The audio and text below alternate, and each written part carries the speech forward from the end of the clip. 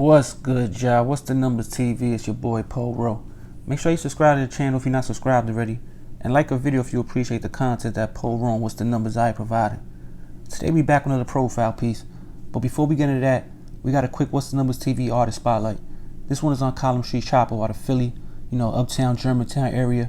You already know he's fresh home getting to the music, trying to get his subscribers up on Instagram, his subscribers up on YouTube. He just dropped his new song, Ain't Gonna Lie. A lot of people messing with the song already. It's going to be out on all streaming platforms soon. Video coming soon to YouTube. Go check it out and let me know what y'all think. Column Street Chopper, What's the Numbers TV. Now back to the feature presentation. This profile piece is on AR-Ab. In this video, we're going to take a look at some of his early years growing up in Philly before linking with well-known Philly rapper Cassidy. Then we will talk about the start of his music career as part of Larceny Family before branching out in his own solo career and starting a rap crew called OBH, or Original Block Hustlers. After that, we will discuss the musical run and many beefs that OBH will have in Philly and on the internet. And lastly, we will look at the details surrounding the case that currently has AR-Ab serving a 45-year sentence in the feds. Abdul West, better known as AR-Ab, is from the North Philly section of Pennsylvania. Growing up, Ab was raised in a stable household and had a good relationship with both his parents. He also had multiple younger brothers who led him to try to lead by example from an early age. Ab would try to install some principles and honor his younger siblings before they eventually jumped off the porch and into the streets with their own group of friends. Never too committed to school, although being smart enough to do the work, Ab would go away and do a stint at Job Corps and return home to his neighborhood at the age of 17. He would get a job, but the pay wasn't enough for all the wants and needs of a teenage kid. So it makes sense that it would be during this time that Ab would start dealing drugs with his younger cousin, who already had the block jumping. Ab would start off selling weed, and over time get a few of his own blocks jumping, before transitioning to a more serious, lucrative, and dangerous part of the drug game by starting to deal crack and cocaine. From there, the usual things that the street and drug game bring fell into Ab's lap. Besides the money he was making, he would also have to deal with snitches, jail time, and drama in the streets with different crews. Ab was so deep in the game early on that he would spend time in jail on different occasions, but throughout Ab's time in the streets, he also had a musical talent. Ab could rap exceptionally well, and when he started to pour his life on a beat, others started to take notice. Around 2005, Ab would give up his everyday life of hustling on the block and start to run with the rapper Cassidy, who had a major label deal and a radio hit at the time called I'm a Hustler.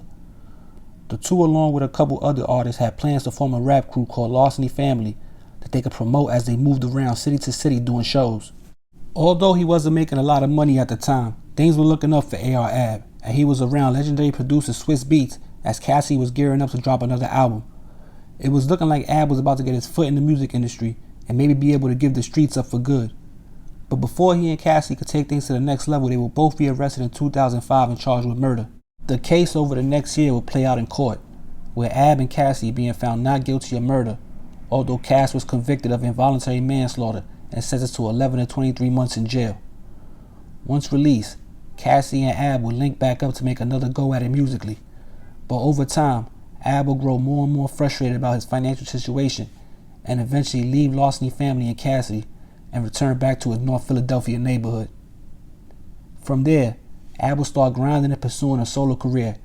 His first mixtape released in 2008 called Welcome to Trap Street would put him in the game. It also had a feature from a young Meek Mill on the tape. Ab would continue working, dropping numerous mixtapes while also being featured heavy on DVDs and World Star, with all the footage eventually making its way to YouTube. Ab's fanbase was growing, and in 2010 he would work with Meek Mill, who was really buzzing at the time. The two would remix the Hard in the Paint beat and shoot a video for it. Ab would have a memorable verse on the song, and eventually, labels would start paying attention to the Philly rapper to maybe sign him to a major label deal. Already with a local buzz, Ab's presence was growing on the internet. He would introduce his OBH crew to the world around 2010-2011. OBH, which stands for Original Block Hustlers, was originally a street crew before Ab rebranded the name and turned it into a group of rap artists from different parts of Philly. Some of the standouts like Dark Low, Leak Moss, Razor, and No Break Bras all had their own individual lanes and fan bases. OBH would get the reputation of being a serious street crew that just happened to have some talented rappers. Ab would start to find his lane as an outspoken rapper that would lay it all out on the beat, but still have one foot in the game. An attempt on his life would take place in October 2011 when AR-Ab was shot 10 times all over his body and survived. The shooting wouldn't break his spirit, as he would come back with a blog calling out the shooters and then drop 2 of his hottest mixtapes, Who Harder Than Me 2 and Mud Music. Those tapes would help build his buzz to the point that the major labels who were keeping their eye on him started to offer him record deals. Ab would take his time making a decision, as he wanted to make sure he picked the right label for his growing music career. But before he could finalize the situation for himself, Ab would take an old drug case to trial and lose in April of 2013. The outcome was a 3 to 6 year jail term in the Pennsylvania prison system. And just like that, his music career was in a standstill. But luckily for Ab, he was able to get some type of drug boot camp for his charges, mainly because they were all non-violent offenses. Ab would end up doing 18 months in prison before hitting the streets again. He would jump right back on the internet knocking out interviews and freestyles as soon as he touched down. He would drop Mud Music 2 in early 2015, but the project would be overshadowed when in July 2015, Ab would go on a media tour after multi-platinum rapper Drake name-dropped A.R. Ab in his Meek Mill diss song titled Back to Back. Previously, there had been subliminal disses by each rapper's entourages, but Meek and Ab, who had been friends for a long time, remained cool for the most part. But once Meek responded to Drake, he would go on a diss A.R. Ab at a show in Camden, New Jersey, and from there the beef was on.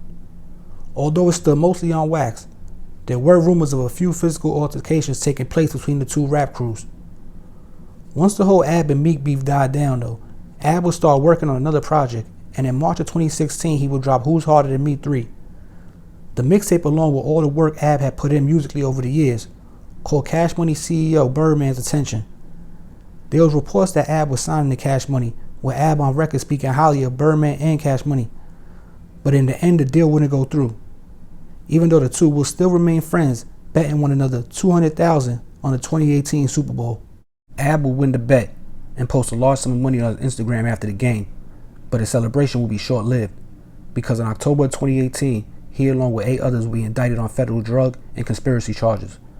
Ab would sit in jail for over a year before taking his case to trial, where he was found guilty, and in April of 2021, A.R. Ab was sentenced to 45 years in prison.